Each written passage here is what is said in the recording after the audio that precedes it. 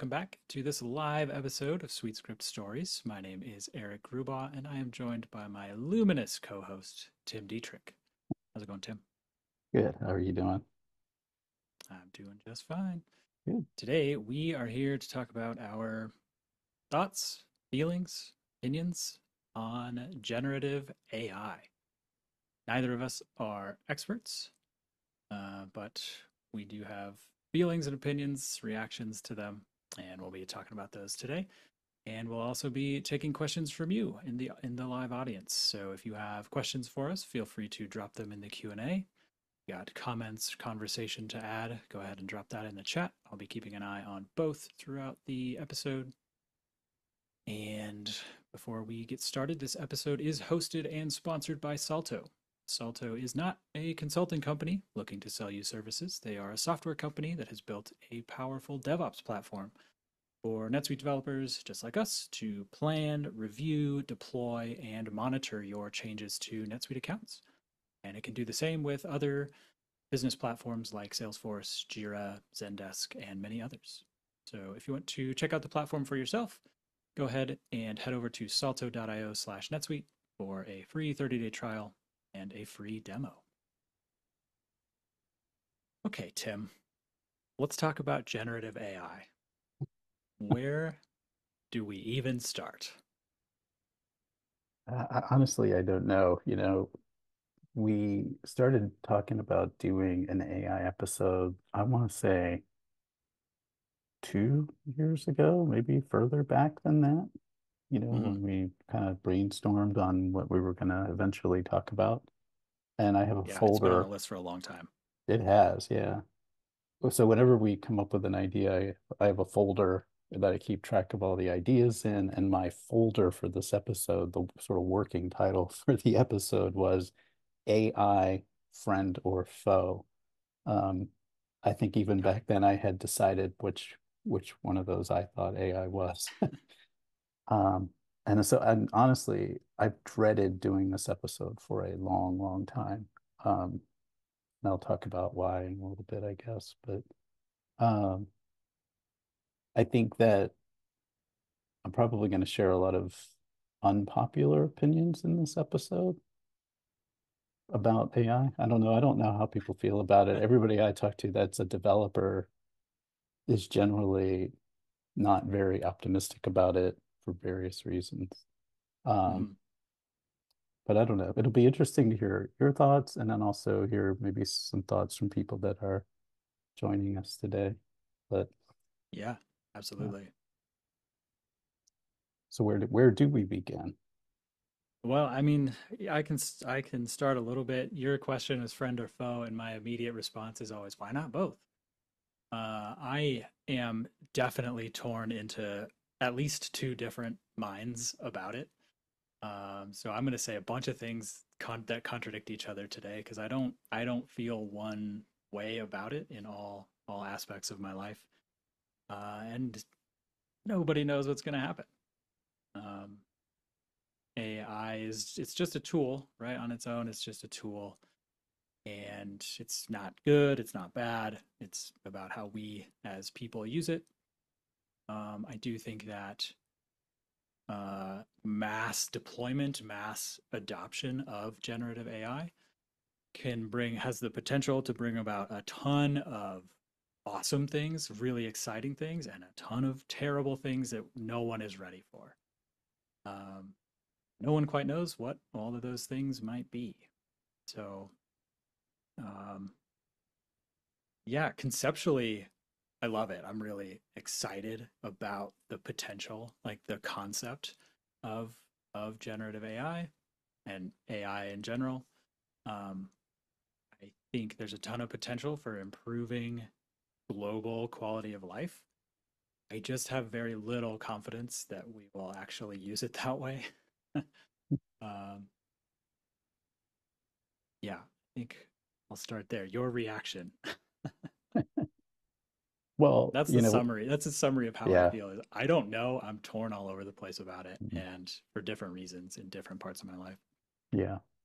But when I said that I was dreading doing this episode, there's two reasons for that. One is I don't know if AI is overhyped or not, because I haven't used it enough to know whether it's worthy of all the attention that it's getting.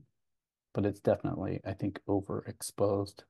I am so tired of hearing about it. I'm tired of seeing it everywhere. I'm tired of seeing the press releases where people are just saying, "Hey, we've got AI baked in now." Like it's everywhere.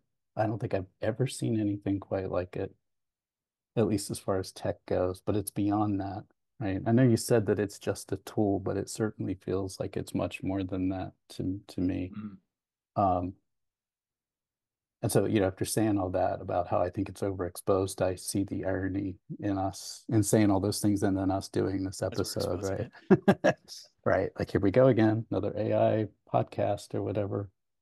Hmm. But the other side of it too, the other reason that I'm just dreading this is that, and to be just perfectly honest, like AI, it just scares the crap out of me, and we can talk about why, I guess as we go on a little bit.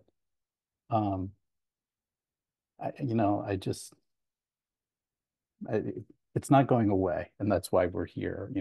I think we Yep. almost felt like we had to do this podcast, and I think that's the first time. It's the first episode that we've ever done that I've dreaded, and the first time that we've ever done one where I just felt like we're doing it because we have to, and that sucks. So, there you go. Yeah, I agree with you. It's not going anywhere, and so does Francois here in the chat. He says we do not have any choice. We have to adapt or adopt Mhm. AI. But what is AI? There are many misconceptions about what it is, and maybe we could start with a definition here. Are you asking me You for want to one? tackle? You want to tackle that, or you want me to tackle that? I don't know how to Uh, describe it. Yeah, I don't know. My motto, I think I mentioned this to you in Slack yesterday, that my motto lately has been, less artificial intelligence and more human intelligence. So I guess I would describe artificial intelligence as the total opposite of human intelligence, but that's not really fair and not true. Um, yeah, yeah. I mean, yeah. there's artificial intelligence, right, which is just a larger umbrella. Generative artificial intelligence is a smaller subset of that. Mhm. But it's all, I'm again not an expert, but uh, generative or AI right now is everywhere. We've been using AI for a long time. If you've ever used a spell checker or autocorrect on your phone, you're using AI.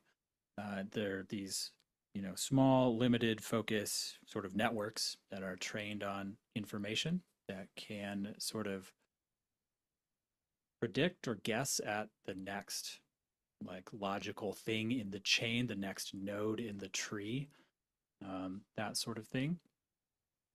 And now generative AI is a new sort of generation of that can essentially do that on a much larger scale and can sort of learn and adapt on its own a little more than normal or older, machine learning type models can do. Again, I'm definitely not an expert. I'm like the guy who took a class once in college and then read a bunch of articles or books about it, and that's about it. Uh, so I can't tell you how a neural network works or any of that stuff. I just know that word. That's about it. Mhm. But I think the what's maybe unique or here that you touched on is just the explosive popularity of it, um, in both the public, general public and the corporate space as well. Um, it's it feels like something very big, right? It feels very momentous. Yeah, that's like I said, you described it at the top of the episode as being just a tool, but it really does feel like it's much more than that. It feels like it has the potential to permeate, and I think it already is, like everything that we do, right? And Mm-hmm. it is everywhere. Um, how it's being implemented and to what extent I think varies. A lot of people are just slapping the AI label on whatever it is they're building or selling, and Yeah, it's a marketing thing to some extent. the first time, and honestly, the only time that I think I've come close to using it is oddly enough in Zoom. You and I were on a call one day, and there was this shiny new icon that caught my attention down in the toolbar, and it was, I think, what do they call it? The summary or whatever. I still can't Hmm. remember what it's called. So I was like, Yeah. I'm going to click it. What do you think? You're like, go for it. And it summarized at the end of the call. It sent us an email and it summarized the call. And it was insanely accurate. It was more than just transcribing it. It seemed like it really understood what we had been talking about to the point that it even had like, our follow-ups to the call. Tim's going to do this, and Eric's going to do that. It's like it really understood what we were doing, and it was freakishly accurate. And it was, yeah, I mean, I was impressed by it. I think the thing that has surprised me the most about it, besides it just being everywhere, is the acceleration of what it's capable of doing. Hmm. I Yeah. never worried about being a developer, as far as AI goes. I never thought it would take what I do for a living, Hmm. to take that. Now, though, things are moving so quickly that I feel like it wouldn't be a stretch. And I can't give you a timeline, but yeah, I mean, I think for a lot of the things that we as developers do, it has the potential to do them as well, right? I don't know how good they'll be or what have you. And I know there's certain areas that it still struggles with, but for how fast it's progressing, it seems like it might not be long before it can actually take a requirements document and then spit out some code that runs and does what you need it to do. Um, Hmm. so yeah, I mean, I could talk a lot about that. That's where my fear comes in with this. What does somebody like me that's always done this and loves what I do for a living, by the way, what do I do after that? What's the end game with all this? I don't have answers. A lot of questions and a lot of Yeah. concerns. There aren't going to be answers today. Yeah. Just a lot of questions, a lot of feelings, a Hmm. lot of reactions. Yeah. Um, yeah, I think that exact thing is scary and it goes way beyond code too, right? There are Hmm. lots of things that generative AI can do now that that humans do as well. It can make music, it can make art, it can write novels, stories. Um, are they great? Maybe sometimes. Um, and to me, that's both awesome. It's amazing, and it's also terrifying, right? I think if you said that same thing about code to an artist right now, like a commercial artist, they would say, "Yeah, I've already been competing against AI for years, Yeah. uh, because Midjourney can generate just about whatever image you have in your head, that's good enough for the background of a marketing flyer or an advertisement on a web page. It just has to be good enough to do that. And that's much cheaper for a business to pay for than an artist is, a contractor. So it's already here and it's already doing, it being generative AI, it's already here. It's already doing that in terms of increasing the competition in market spaces all over the place. And I think that's one of the scariest, most uncertain things is just how broad its capabilities are. And you Yeah. can train a GPT to do just about any like focused task you want it to. Um, Research, categorization, analysis, tagging, writing, all that sort of thing. Um, and we don't know how that stuff is trained. It's very opaque how that stuff is trained and where they get their information from, and they don't do any sort of acknowledgement or crediting of where they got that stuff. So there's tons of IP in there that people made that's now just being consumed and used for free. So a lot of the ethical concerns for that as well. Yeah, it's it's simultaneously exciting and terrifying and confusing and uh, feels difficult to wrestle with. I had a hard time like writing the notes and preparing for this and trying to figure out how do I even feel? How do I communicate that? It's so complicated. Yeah, I think that's a good way to describe it. You know, my fear and my suspicion is, that I think AI is just going to at some point start to eliminate, the need for, I guess I'll call them junior developers, right? People that are not experts in any particular area. I'm talking about tech and software development in particular here, because I think that's mostly what we're dealing with, between Mhm. us and the nature of the podcast and things like that. Yep. So I think that we're going to see as AI, continues to progress, is the need for developers who are just, doing simple things inside of NetSuite. Now, let's use NetSuite in particular, right?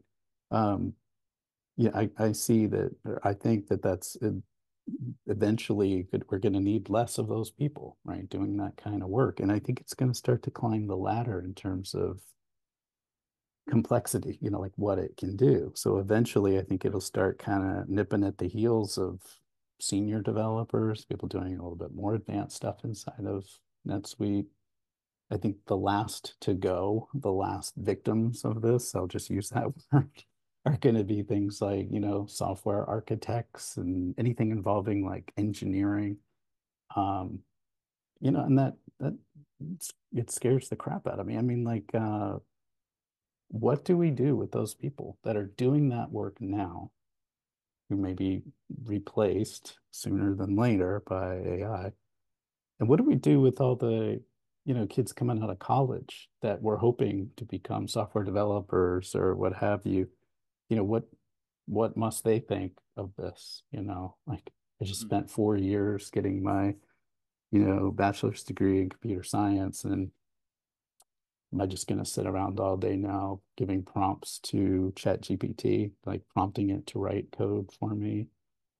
The other thing that has come to my mind is, there was in the past we used to refer, and it's not a very nice way of putting it, but there were, people that were described as script kiddies who just went online and on Stack Overflow or Google and found scripts that kind of seem like they might do what they've just been asked to do for their job. And, Yeah. they'd wire them together and all that good stuff. And I think now it's like maybe we're on the verge of like the next generation of that, where people are just using Chat GPT to, hey, write this sweet script for me. And, does it work?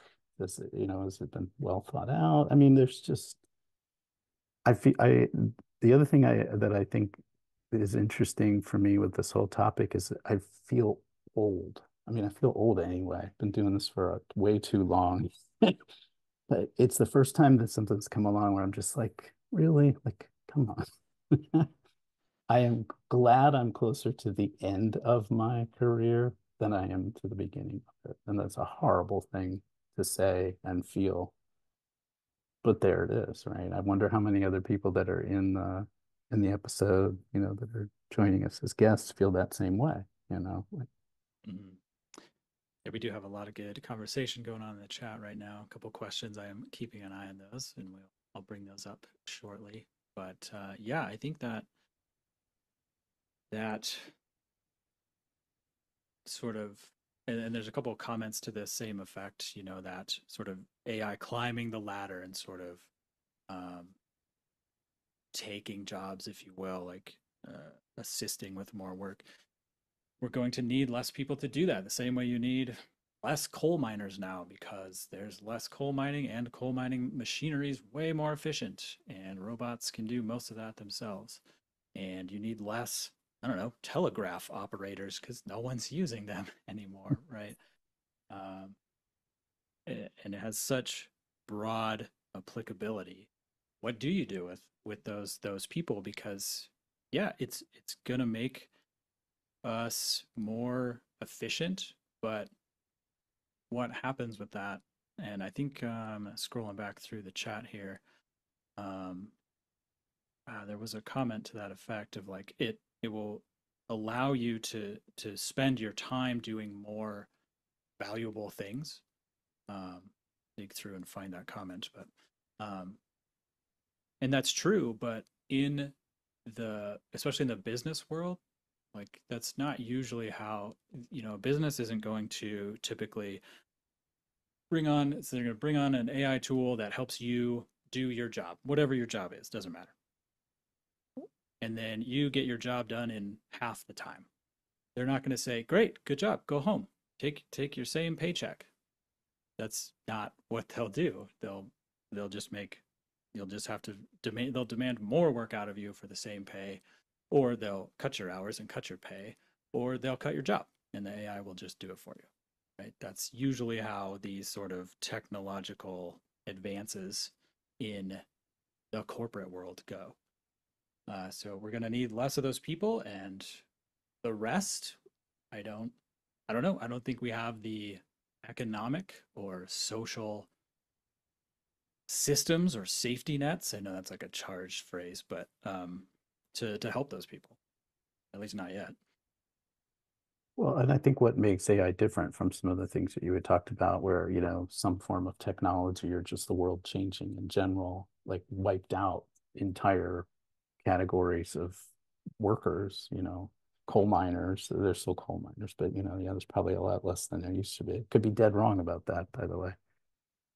I think what's different about AI is that it's so pervasive. So, like, for me personally, if I was not, I used to always think that if I wasn't a developer, I'd be a writer. Um, and if I ever, had enough of this crazy programming Use AI to life, write for you. I'd be a writer. Well, yeah, now what? Like, so I'm like, Mhm. really? Um, so Yeah. that's not really an option, right? Tell me one thing that you could do where AI isn't already, like, again, sort of nipping at that occupation. I mean, it could be something that's very physical, you know, um, a farmer or something. But Yeah. eventually, like they're gonna, hey, look, here's your new farmer friend. AI, what's the thing on the NetSuite professional site, AI Stanley or something? Stanley. Yeah. Yeah. Stanley. So here's, The chat rooms in there have gotten so much quieter now because yeah, that AI room is just like yeah. blowing up every Here's 2 seconds. here's your new buddy, AI farmer Joe, right? Here he's like, hey, it's your robot buddy. He'll milk the cows. Like, I guess, being funny, but really, like, what's a safe profession to move towards? What would you tell somebody who maybe isn't coming out of college but's graduating from high school and they thought, well, I always wanted to be, go into tech. I mean, what do you tell them to do now? Study up on how to prompt Chat GPT to do things, and Yeah. you know. Yep. So yeah, like I Be feel be so a negative. GPT maintainer, not a. Right. Yeah, That's and that's the other thing too, and this is going to sound again extremely negative, but I really do feel like this. You can tell people that are like thinking, oh, well, I'll go to college and I'll learn all about AI and that'll become my thing. Don't bother. You mean the ship, that's sailed. If you're not already in front of AI, I think you missed the boat. Just wave to it. So yeah, again, I'm being extremely negative, but it's really how I feel about it. I see it as an existential threat to what we do. And I'm talking about people that are, on this episode with us, developers, techies, but mhm. artists, designers, they've been feeling this all along. I think, if you were to talk to them, they'd say, hey, welcome to the club. You Yeah, know, for sure. like we knew it would happen. I think I knew it would happen. I know it's going to happen. I just didn't think it would happen so quickly. And I think to me, that's the surprise, Yeah. you know. So Hmm. what do you do? Nothing. I don't know what to do about it. The genie's out of the bottle, the horses are out of the barn, or whatever. All those goofy sayings. Yeah. You can't put it back. Nobody's going to put it away. Yeah, let's put AI down. Nope. So Yeah. Yeah. what's left? We don't typically abandon such things. Right. Yeah, and the amount of investment going into it Oh is yeah. just insane, right? Like Yeah. Um, yeah, I think we've only seen the begin. I think corporations will throw unlimited resources at it, right? I saw a headline on LinkedIn. This was a while ago, maybe a month ago. It was like Amazon simultaneously announced wage freezes and a $4 billion AI investment at the same time. Yeah, Like, um, so I think that that is just a microcosm for what's going to happen. yeah, There's a good great. comment here from Ron um, that I'll read it. Several years ago, I wrote a program that automated a process, dramatically reducing the time required. And the comment from one of the users was, "You are trying to eliminate our jobs. Programming in general has threatened jobs for decades." Totally fair and true. Mm. I think the difference in my mind here is the scale and the ease of applicability here um, across every single industry, right? Uh, it's rare you'd find a program that eliminated, jobs across three different market sectors. I think the scale is the terrifying part here. But you're definitely not wrong. A lot of the things we do also eliminate jobs. Totally fair. Yeah. We being developers. So, we mentioned that we've been thinking about doing this episode, this topic for a long time. And so, like I said, I created a folder and started to throw things that I thought were interesting about AI into it, hoping that one day I'd be interested enough in it to go back and actually read some of that. Yeah. Um, Kind of did and kind of didn't for this episode because again, I'm so tired of hearing about it. But one of You're burned the out things, already and you've never used I've it and you're never burned used out. it. Yeah. One of the things that I did come across is I've been a member of ACM, that's the Association of Computing Machinery, for a long time. I Mm-hmm. was in it in college and all that good stuff. Um, and last November, they published something that they called the Principles for the Development, Deployment, and Use of Generative AI Technologies. Okay. This I thought was, interesting and good of them to do it. I'm not going to read a lot of what those principles are, but there were two that really stood out to me as being like, important, um, particularly important. One of them Yeah. was generative AI systems should allow a person to opt out of their data being used to train a system or facilitate its generation of information. That kind of goes to that comment you made earlier about, what it's doing with IP. We should be able to opt out of that, just like we do with on a website with the robots.txt, like don't crawl, don't crawl my site. Sure. Um, Yeah. I doubt very much. Like I think it's a noble principle to, throw out there, but you're going to have rogue, consumers of your data no matter what you do. We see that with what we used to refer to as bad bots, right? Mm-hmm. So your stuff's going to end up in some on the back end of some AI system, no matter what you do. I'm convinced. One of the other ones that I read was any application or system that utilizes generative AI should conspicuously disclose that it does so um, to appropriate stakeholders. So I think that's interesting too. Again, Mm-hmm. I doubt very much that that will be followed. I'm sure that we'll all, if we haven't already, will interact with AI systems of some sort, thinking that we're talking to humans. You Oh know, yeah, for sure. That's I think already that's happening with already happened. chatbots Yeah, on websites and stuff, for sure. Yeah. right. Now the ability to say no, like send me to a live human operator or something like yeah, that would be nice. But how do you know, Yeah. right? Um, You don't. you don't. Yeah. So Yeah. again, like this is a weird episode because, we were talking before we got, started, and it just feels more like a philosophical episode than anything. Like Yeah. I don't really even know what we're talking about. It's like, what's the point? Feelings. It's a therapy session. Yeah, Welcome to a I therapy guess. session live on the Right. internet. Yeah. Yeah. I mean, I guess the only good that can come from it is that maybe other people will say, hey, yeah, like I'm feeling the same way. I thought it was just me. Um, Yeah, so yeah, I have nothing good to say about AI.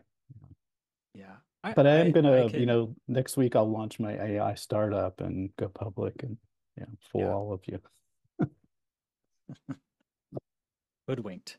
Mhm. Um, Trying to throw you off my yeah, trail. I do think I'll try to pull us out of the doom and gloom a little bit. I have more doom and gloom that I think I want to talk about, but for a little bit, we've got some questions here and maybe some things we should comment on as well. But so Jeffrey asks, do you know of a specific use of generative AI in NetSuite? Specifically, how is it implemented? Um, and there's not one currently that I know of. There are a few pilot AI type tools in NetSuite right now, at least in the US, I think. I think they're US exclusive right now, where you can like generate an item description based on the fields or generate the website, the store description field or something like that. There's limited tools like that right now. And then I think last week, Oracle published that they are working on uh, basically a co-pilot, a GitHub co-pilot.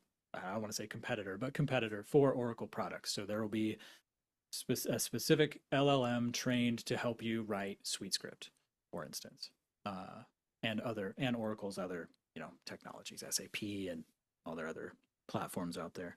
So generative AI specifically in NetSuite, not it's not widespread yet, but I'm sure it will be very soon.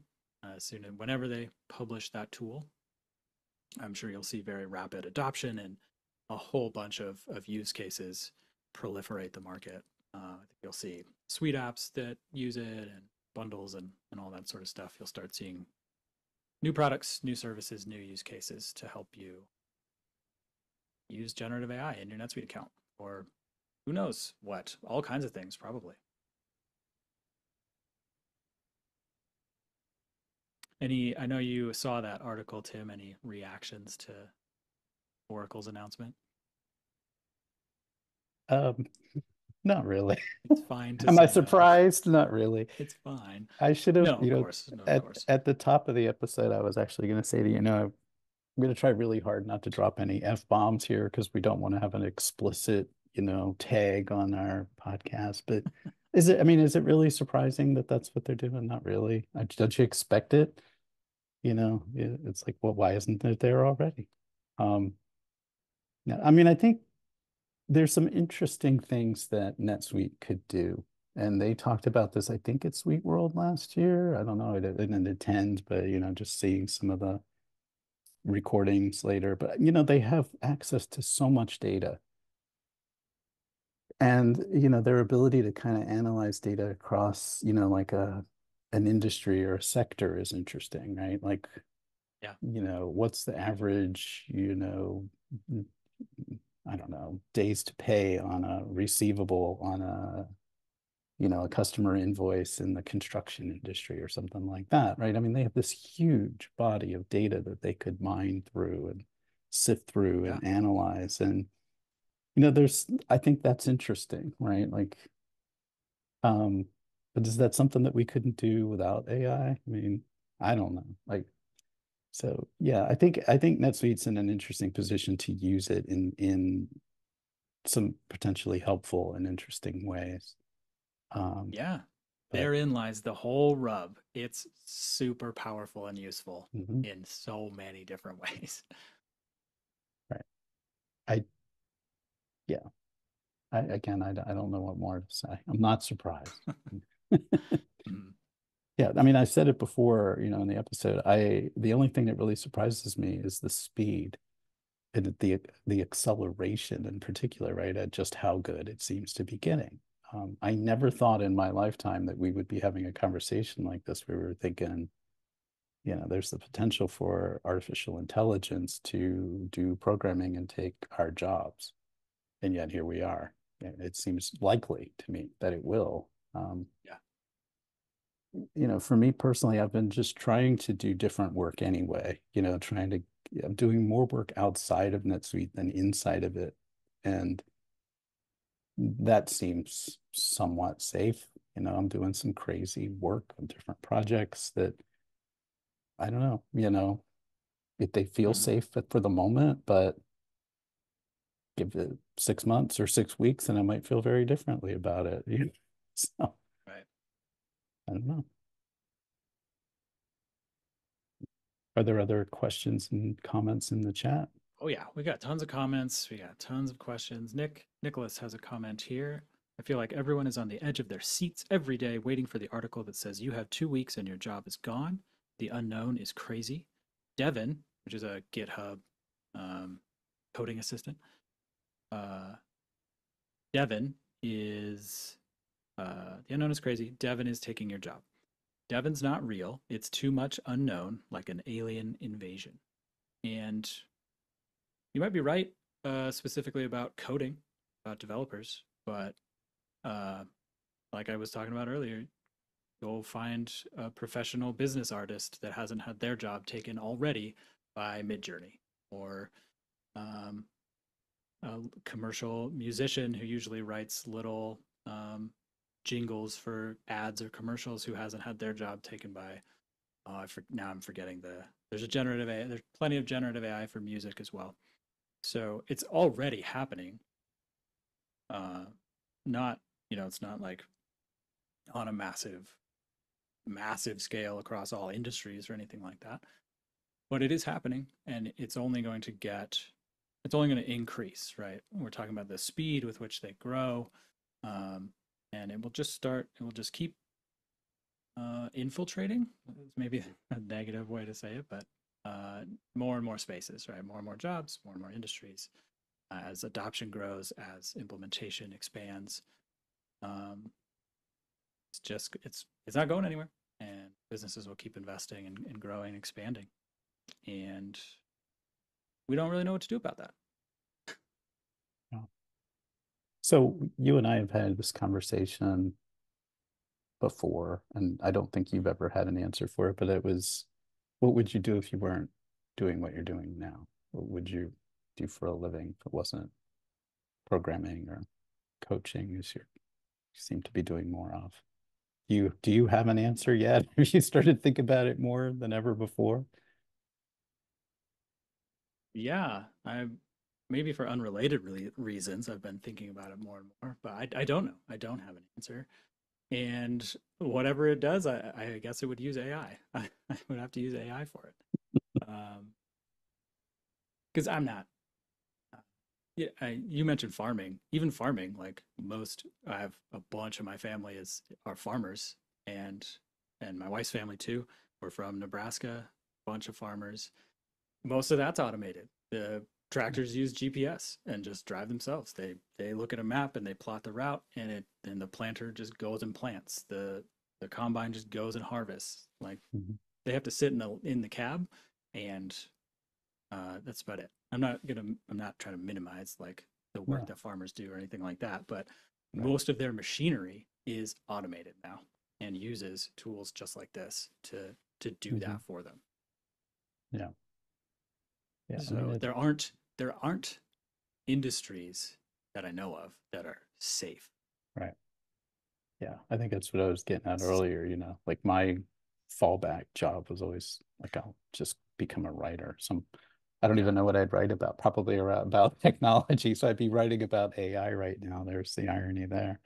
But yeah, yeah, I don't have any skills, I'm the guy who like, first sign of something wrong with my car, I'm taking it to the shop if as long as I can get it there. I mean, just honestly, do. We'll just keep doing this. Keep ranting about stuff we want to get off our lawn and hope that people listen. right. Yeah, Um, yeah, yeah. When I was a kid, I made money in the summers cutting lawns. And, Me too. I'm sure we'll have robotic, and don't tell me, I'm sure there We already have those is like, already. yeah, Stanley Black and There are Decker already robot announces their, mowers. yeah. Yeah, it's like a Roomba for outside, right? Just hope it doesn't run That's over a exactly what it kid or is. You something. can already Yeah, do that. My great. neighbor has one. So, Awesome. That's great to hear. I mean, it's like seriously, what's left? I don't yeah, know. So, yeah. So here we yeah, are. We're 42 minutes into this episode that I dreaded doing, and it's pretty much what I thought it would be. It's like the dumpster fire episode with AI painted on the side. So, yeah, yeah. Um, Hey, there's a question here from I promise to pull us out of the doom and gloom. I feel like I didn't do a good job of that at all, but there's a that's my question here from fault. Brandon. What do you think about solo or small businesses using AI to help them compete with larger organizations? Are you asking Let me? you answer. Yeah, I'm gonna let you answer that first. I don't I don't know. I mean, if you've been a solopreneur, you've already found ways, hopefully, if you're successful, you've found ways to, do more with less. I know that's like the catchphrase these days. You're Yeah. wearing all the hats, you're putting the trash out and balancing the books and writing code, finding clients and stuff like that. So I don't know, some of that stuff I enjoy doing and some of it I don't. I don't think I'd use AI to do those things, not Hmm. knowingly. I don't, yeah, so I don't know. If it's going Yeah. to help you to be a solopreneur, I guess go for it. But well, Yeah, that's the tricky thing, I guess. There's, it's like it can allow you to I mean, as far as like the competition angle, that's maybe not the angle I would take. Like I don't me I'm not competing against Deloitte, you know. Uh the small partners are not really competing against the big four. They are to some extent, but there are like if we're talking specifically about the NetSuite space, there are enough clients for everyone. yeah, Um, you're not really competing, um, not directly anyway. And if you are a solo or a small business anyway, you already need to find a sort of a specialization, a hook, a focus that brings people in. That's you don't you don't get clients by casting this massive net and pulling it up and catching diamonds in the rough or whatever. You just uh, you find a narrow specialization, a focus, a problem to focus on, and that's what differentiates you from the other small businesses out there that are just saying we are a NetSuite partner, we'll do whatever you want. If you narrow your focus, specialize a little bit, that's how you bring in enough clients. You don't need to serve all the clients. You just need to serve enough clients. Um, Using AI to do that, it's a double-edged sword, right? You could hire someone to do that. Maybe you can't afford to hire someone to do that, right? So if you weren't going to hire someone anyway, are you really taking a job? Sort of. Like that's where like this huge gray area of complication comes in. Um, that how do I feel about it? What do I think about it? I don't know. I don't know. I, I don't have a good. I wish I had a good, clear, crystallized feeling or opinion, but I just don't. It all feels murky and complicated, and that's unsatisfying but true.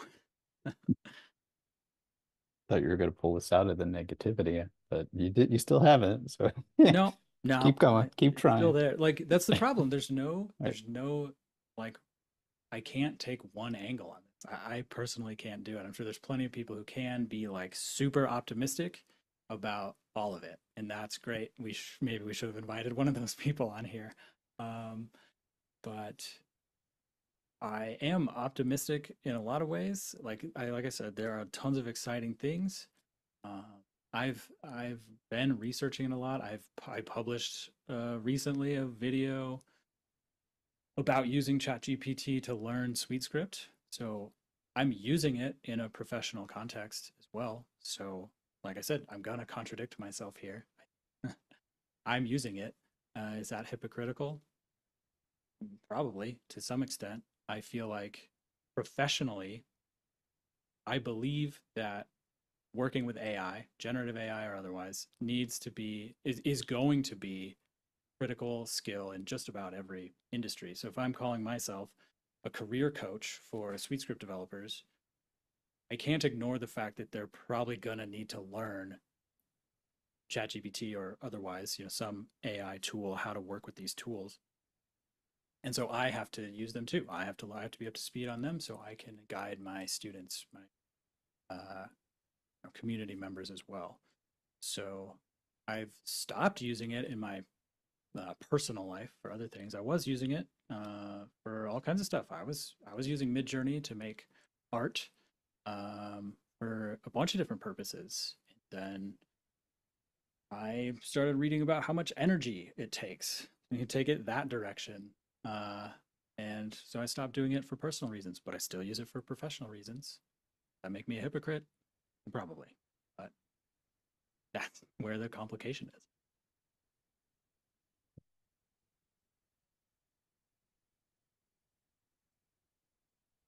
Well, a lot of dead air there. Yeah, But that's the feeling right there. Just that pause is the feeling that both of us yeah. clearly have. Just that Hmm. uncertainty, right? What do we say next? What do we do next? No one knows. Nobody knows. Um, Yeah, I don't know. I mean, yeah, for me, it's just, the free, keep on keeping on, right? I'm still chugging away at what I was doing before this AI mess started. And that, I don't even yeah, know when that was, but like all of a sudden, it's just a tsunami of AI, whatever, articles, episodes, all that stuff. mhm, And so I love writing code. I am I know how lucky I am to have like found something that I love to do and get paid to do it. Always done it. I've been writing code since I was in elementary school, and when I was in elementary school, that was a big deal. I'm not going yeah. to talk about when that was because it was a long time ago. But I can guess. No, I won't. yeah. I won't say. And so, I'm just going to keep doing it. Like, so far I've opted out of AI. Like, I've opted out of a lot of other things, social media. The only social media I'm on is LinkedIn. Um, Mhm. and, it's just, I guess maybe that's a good way to kind of sum things up or make it more positive, which is I think that we, at least for now, at least have the option to decide how we're going to let AI affect our lives. Like you said, our personal lives, Yeah, our professional lives. At least for the moment, we seem to have, to some extent, the ability to make choices about that. I suspect that even that will erode over time. Like you pull up at a fast food place and there won't be somebody to take your order. It'll be, you know, welcome to Starbucks AI. Just yeah. there you go, right? So yeah, I mean, I don't know. I think I've been very negative on this episode, but at the end of the day, I still love what I do. I'm still writing code. My fingers are on the keyboard, and I don't see that changing. I can't imagine a day where I'm going to sit down in front of this thing and talk to whatever AI Let it Stanley write and the code for you. Tell it yeah, what you want. hey, Let it write the will you code. write me a Restlet that downloads PDFs of invoices and FTPs Yeah, them over here? Once I'll tell you what's going to happen, the day that that happens is the day that I'm going to go dark. My website goes down, my LinkedIn profile disappears, and what happens to me after that, I don't know. So, all right. yeah. And I'm much less enamored with code than you are, so I would be okay doing that. It's more about the ramifications of doing so. Uh, that if because pretty much anyone can do that. They can sit down and describe the problem and have it generate the code. And again, that's not like inherently that's not good or bad. It's just a tool that can do that thing. But the ramifications of that, and Brandon has a comment here that I'll read that's relevant to this, but the ramifications of that are probably that there will be less developers in the world. we'll have less need for software developers in the world. And therein lies the problem because we don't have the economic systems to support mass joblessness. Mhm. I Yeah. would love it. Like the priorities seem backwards. Like we have AI to generate art. I think my wife said this, and I think she read it somewhere, so I can't give a proper citation. But we have AI that's generating art and music, uh, so that we can work more. Why don't we have AI do more work so that we can make the art, make the music, write the poetry? Like I want AI to do my dishes and like keep my house clean, and you know, call, do the plumbing. I don't know, so that I can sit down and write a novel or run a tabletop game, with my friends. Right. Um, but that's not where the investment is. That's not the way it's gonna grow. Um, at least not yet. Now, I want Rosie from the Jetsons. I guess is what I'm saying. The flying car too, and the thing that makes the food just comes out of the wall. Yeah, and I did mention Brandon had a comment here. He says, I guess AI in the workplace is less about its utility and more about the moral/ethical worldview of the user or the buyer. If we are purely logical, science, fact-based society, then AI seems to be the natural progression. If we are more than the logical, science, fact-based society and genuinely care about each other, then AI has to evolve to the human emotions to fit in. Yeah, and not just the emotional, but also the economic, Mhm. as well. It would also we also have to adapt to that um, situation scenario as well. About 5 minutes left. That went really fast, and I never did pull us out of the the I doom didn't and think you'd gloom. be able to. Yeah. Uh, yeah, I don't know. I probably could have done a better job of that. We in that video where I was, using it to try and learn SuiteScript. So I basically prompted it. I told it, you like act like a senior NetSuite developer. I'm someone who doesn't know code. I forget the problem I gave it. I don't even remember the scenario I gave it, but a pretty simple one. Uh, and it just hallucinated immediately, right? Like it generated code that looked like SuiteScript for sure. And so, the premise was, can you use it to learn? And I go through, it's definitely not a reliable tool to learn. And that's ChatGPT, which was not trained, it was trained in 2021, I think, and probably very little SuiteScript information in there. So there are other models and newer models that would probably do much better. But the moral is no, like you would want someone who knows what they're doing, looking over your shoulder, helping you, like verify the information. I don't know how long that lasts though, how long before you don't need that. And it's just great at writing the sweet script you need right away. I don't know how long. Yeah. It was fun. Like I can't deny that it was fun. It was interesting to like go back and forth with it. I enjoyed it. I enjoyed the like learning how to prompt effectively. And I can't say I didn't enjoy it because I'm a tech nerd. I like stuff like this. I love systems and tools. I love learning this stuff. It's just not the first. I've definitely had the thought we talked about earlier where like the code I'm writing might eliminate some jobs. Part of that though is also on the business. It's not the code's fault, not necessarily the programmer's fault. The business could have decided to repurpose those people, give them a new role, elevate their role, change their role, do something different. They could have done anything else than cut those jobs, but the business chose to cut those jobs. Um, that's passing the buck a little bit. I still wrote the code that did that, that enabled them to do that. So there's still some responsibility there. I That meandered a lot. I don't even know where I was going with that. Yeah. I don't know. We have a few minutes left.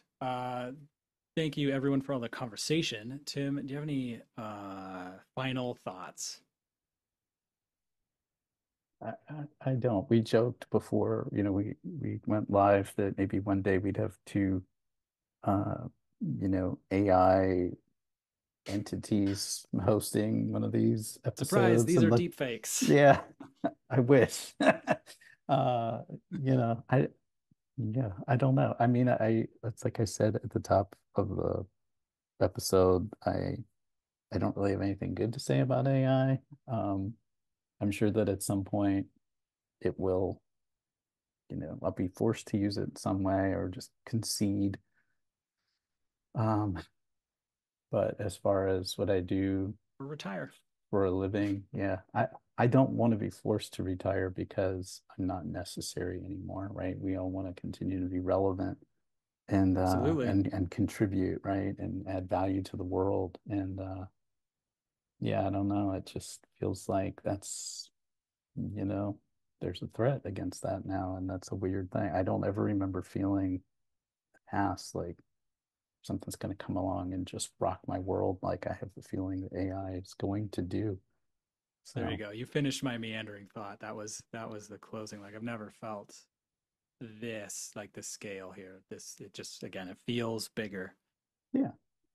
I mean, when you think about the things that have come along in the past, what, 5, 10, 20 years, the tech type stuff, social media in particular, I think, you could opt out of that. You could just say, I don't want any part of that, whatever.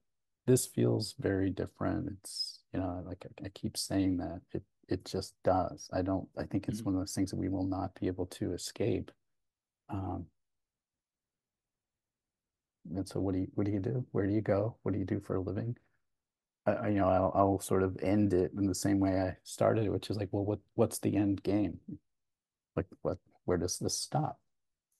Well, what are we going to do with our lives? You know, even if you could figure out the economics of it and nobody had to work anymore, what would you do? What would everybody do? Like with all that free time, I don't know. Is it what Wally? Is it the Wally Yeah. Pixar movie? We're all just sitting on chairs with Hmm. big gulps and popcorn and watching a screen right in front of our face. Yeah, maybe I'd do that. Just play WoW all day and drink coffee and think With all back on the the days AI when players, all the other AI Yeah, players of WoW. there you go. Yeah, so, anyway, all right. Well, have we beat this to death? Can we finally scratch this episode off our list? I doubt it. Nicholas says this is a great topic to discuss and would love to have someone inside the AI space join you all for a discussion. I think it would help most of us understand more about it and where it might be going in general, as well as our NetSuite world. I agree that perspective would be interesting to add and more informative, probably than emotional, perhaps philosophical or otherwise. So, yeah, maybe not, Tim. Maybe not done with this topic yet. It might be my last time doing You might be done with it. Okay. it. Okay. No, we mentioned this, I think, earlier in I'll the uninvite in you from that oh, episode. yeah, there you go. Yeah, I'll Anybody send has a my Sam Altman on speed dial, let me know. there you go. I'll join if he does, but then the F-bombs will drop. Um, we mentioned it earlier in the episode that the NetSuite Professional Slack sometime early this week added a channel with I don't know how would you describe it? It's an AI channel where you can ask questions. Yeah, it's trained on the history of the Slack channel, Hmm. and it will sort of crawl the history. It will crawl the archives of the whole Slack community. You just ask it a question, and it will crawl the archives and compile threads that with similar answers and sort of summarize an answer for you and link you to those threads. It's been interesting because I've not put a question in and I have no plan to ever do so, but it's been interesting to watch the thread, the stream. It's kind of like sitting It never stops out. moving. It's like watching a busy, dangerous intersection and just cars constantly, crashing. And it's some of the answers that I've seen it come back with are just like, oh, okay, maybe I shouldn't be worried. And then other times Yeah. it's like, oh, so Yeah. I'll If you, jump in real quick here before we wrap up. We appreciate Salto sponsoring this therapy session for us. Uh, Again, Salto is not a consulting company looking to sell you services. They have a powerful DevOps platform to help you deploy and monitor your changes to NetSuite and a bunch of other business platforms. So if you want to check out the platform, salto.io/NetSuite, they have a free 30-day trial and will give you free personalized demos. Go ahead and check that out. Final thoughts, Tim? I already I asked you don't, that. I didn't You're have done. anything to say at the beginning, and I don't have anything really to say at the end. At least nothing good. So Yeah. I'll just say no. It's good. I'm done. Well, thank you to Salto. Thank you to everyone who joined us. Great discussion. Thank you for all the questions, the comments. We appreciate it. And we do hope you join us next time as we continue to explore interesting stories from around the SuiteScript world. See you then.